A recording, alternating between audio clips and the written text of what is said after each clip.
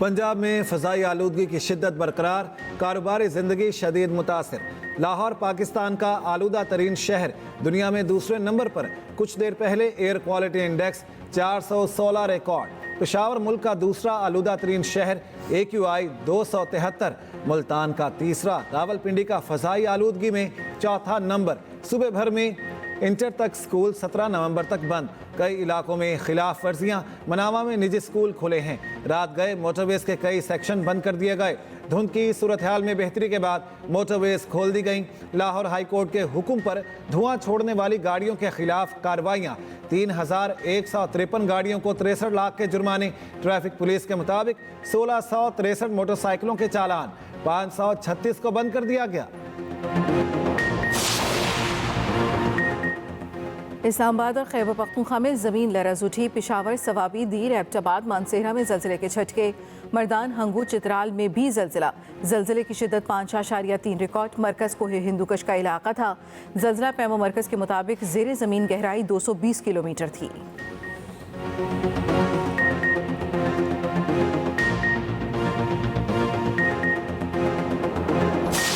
Pakistan is home to over 7,000 glaciers, which provide approximately 60 to 80% of the Indus River's flow, supporting around 90% of Pakistan's agriculture.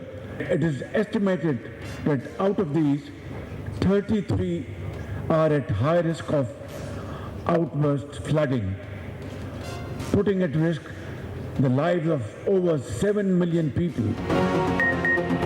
वज़ीर आज़म शहबाज शरीफ का मौसमियाती तब्दीलियों से निपटने के लिए खुसूसी funds मुख्तस करने का मुतालबा। बाकू में मौसमियाती तब्दीली से मुतल्लिक आलमी कॉन्फ्रेंस COP29 से खिताब। कहा, तरक्की पजीर ममालिक को मौसमियाती तब्दीलियों से निपटने के लिए 2030 तक $6,800 अरब की ज़रूरत है।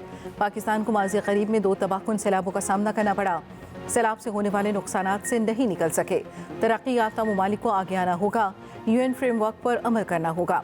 वज़ीर आज़म शहबाज शरीफ आज COP29 क्लाइमेट एक्शन सरबराही इजलास से खिताब करेंगे। पाकिस्तान को मौसमियाती तब्दीली से दरपेश खतरात पर रोशनी डालेंगे। माहौलियाती खतरात से नबरदास्मा होने के लिए पाकिस्तान के इक़दामात से भी आगाही देंगे। तरक्की पजीर ममालिक की माहौलियाती तब्दीली के मुज़र असरात की वजह से मुआशी मुश्किलात पर रोशनी डालेंगे। आलमी माहौलियाती मुआशी वादों की तकमील पर गुफ्तगू करेंगे।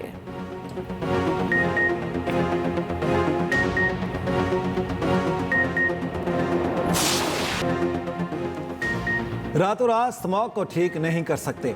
चंद साल लगेंगे, स्मॉग खत्म हो जाएगी। वज़ीर आला पंजाब मरियम नवाज़ की लंदन में मीडिया से गुफ्तगू।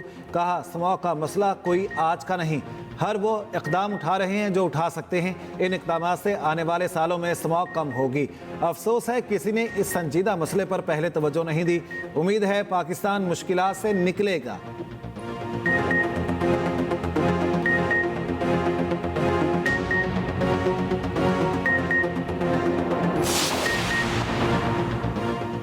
स्मॉग की असल वजह ट्रांसपोर्ट है। वज़ीर दिफा ख्वाजा आसिफ ने सोशल मीडिया पर चार्ट शेयर कर दिया। कहा, इंतज़ामिया और नौकरशाही ने हमें ट्रक की बत्ती के पीछे लगाया हुआ है। कहते हैं स्मॉग की बड़ी वजह फसलें जलाना है। फसलों की बाक़ियात तो मंजूदारों के वक्त से जलाई जा रही हैं। इस चार्ट में आपको असली मुलजिम नजर आएंगे जिनका कभी नाम ही नहीं आता। कहते हैं हवा मशरिक़ से मगरिब की तरफ चल रही है। हवा मगरिब से मशरिक़ की तरफ चलेगी तो फिर क्या होगा?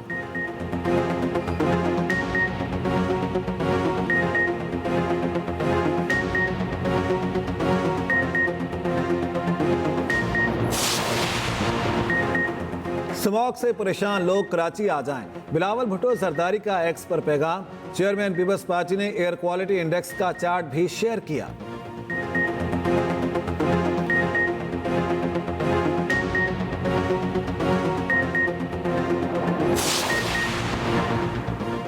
दुनिया तेज़ी से बदल रही है, हमें वक्त के तकाज़ों के मुताबिक ख़ुद को बदलना होगा। चेयरमैन सेनेट यूसुफ रज़ा गिलानी का तकरीब से खिताब। कहा, आलमी ताकतों में मुकाबले से ताकत के नए ब्लॉक्स वजूद में आ रहे हैं। अदम आलमगीरियत के बायस नए इत्तेहाद बन रहे हैं। तेज़ी से बदलती दुनिया के तकाज़ों के पेश नज़र फ़ौरी इक़दामात की ज़रूरत है।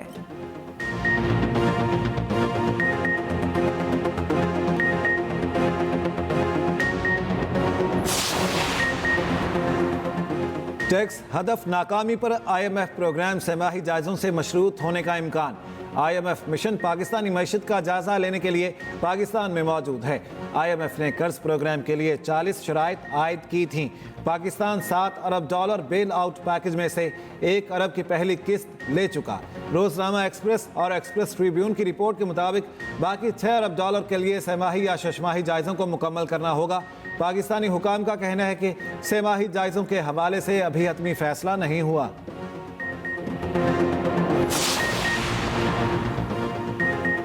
IMF का फिर डू मोर का मुतालबा। पेट्रोलियम मसनूआत पर GST और लेवी ₹70 फी लीटर करने की तजवीज़। वज़ीर ख़जाना मोहम्मद औरंगज़ेब ने मुआशी इस्लाहात का अमल जारी रखने की यकीन दहानी करा दी। IMF और FBR में मुज़ाकरात। FBR हुकाम की मुआशी इक़दामात पर ब्रीफिंग। मिशन चीफ नितिन पोचर की क़यादत में वफ़द की वज़ीर ख़जाना से मुलाकात।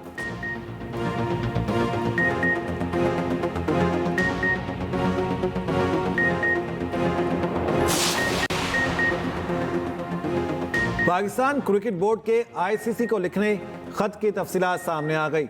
ज़राए के मुताबिक PCB ने सरबराह ICC को खत में चंद अहम सवालात के जवाब मांगे।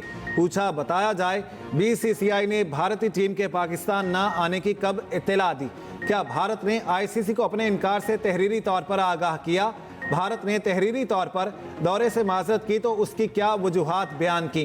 PCB ने ICC से भारत के पाकिस्तान आने से तहरीरी माजरत की कॉपी भी मांग ली।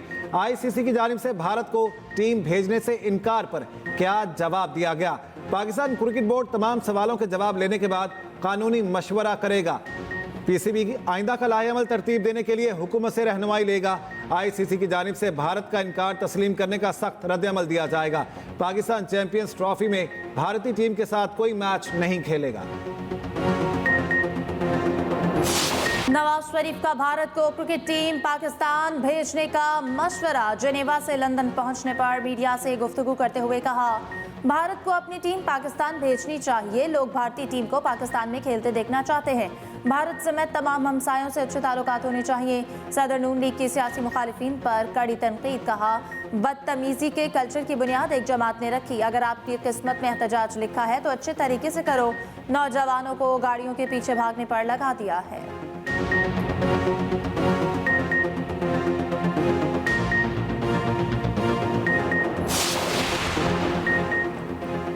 पाक ऑस्ट्रेलिया T20 सीरीज का मार्का। पहला मैच कल दिन 1 बजे ब्रिस्बेन में शुरू होगा। पाकिस्तान क्रिकेट टीम की 3 घंटे तक भरपूर प्रैक्टिस। खिलाड़ियों ने तीनों शोबों में मशक की। कौमी कप्तान मोहम्मद रिजवान कहते हैं प्लेइंग 11 पर मुशावरत मुकम्मल, अभी नाम जाहिर नहीं करना चाहते।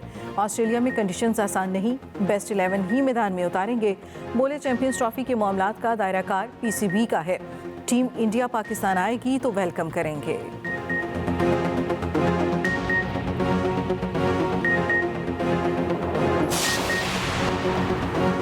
PIA की निजकारी का मामला काबीना कमेटी को भिजवाने का फैसला। वज़ीर निजकारी और सरमायाकारी बोर्ड की ज़ेर सदारत निजकारी कमीशन बोर्ड का इजलास। मुख्तलिफ उमूर पर गौर किया गया। कई सिफारिशात की मंजूरी। निजकारी के अमल में शिरकत के लिए 3 रुकनी कमेटी कायम करने का फैसला। PIA समेत दीगर सरकारी इदारों की बिला ताखीर निजकारी आगे बढ़ाने की हिदायत।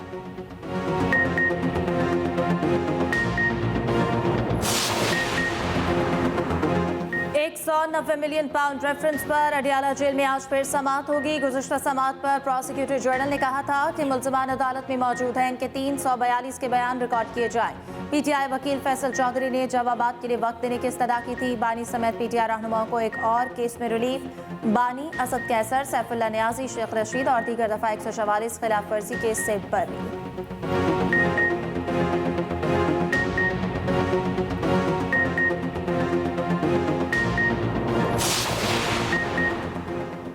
पानी पिछाएगी, फाइनल कॉल का इंतजार है। फैसला कुन एहतजाज के लिए तैयारियों को हतमी शक्ल दी जा रही है। फाइनल कॉल जारी हुकूमत के ताबूत में आखिरी कील साबित होगा।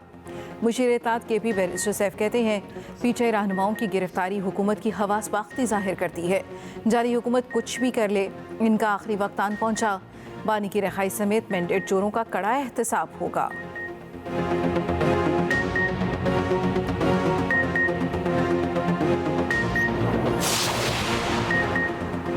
आईनी बेंच की प्रैक्टिस एंड प्रोसीजर कमेटी का इजलास आज होगा। सुप्रीम कोर्ट के जस्टिस अमीनुद्दीन खान इजलास की सदारत करेंगे। जस्टिस मोहम्मद अली मजहर कराची में हैं। उनकी वापसी पर इजलास 12:30 बजे होगा।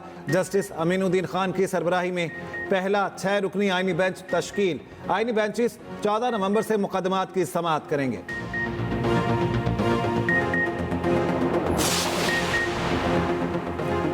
लंदन में साबिक चीफ जस्टिस फाइज ईसा पर मुबैना हमला, डिप्लोमेटिक पुलिस के वाक़े की मुकम्मल तहकीकात की यकीन दहानी। ज़राए के मुताबिक पुलिस वीडियोस और CCTV फुटेजेस के जरिए तफ्तीश आकर बढ़ रही है। काजी फाइज ईसा दौरा लंदन मुकम्मल वापस करके वतन वापस रवाना।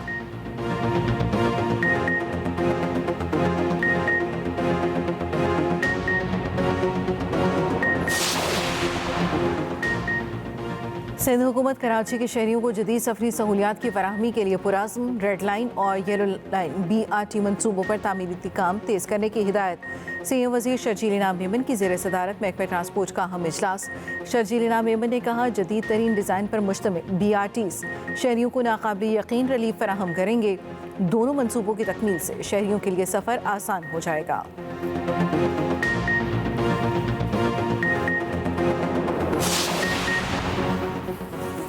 कराची के 10 मकामात समेत सिंध में कल ज़िमनी इंतखाबात होंगे। धौंस और धांधली का सिलसिला शुरू हो चुका। अमीर जमात इस्लामी कराची मुनीम जफर कहते हैं, पीपल्स पार्टी का वतीरा है बैलेट बॉक्स पर कब्जा और साजिश की जाए। 2023 में भी धांधली की गई। आम इंतखाबात में फॉर्म 47 में क्या हुआ सबने देखा।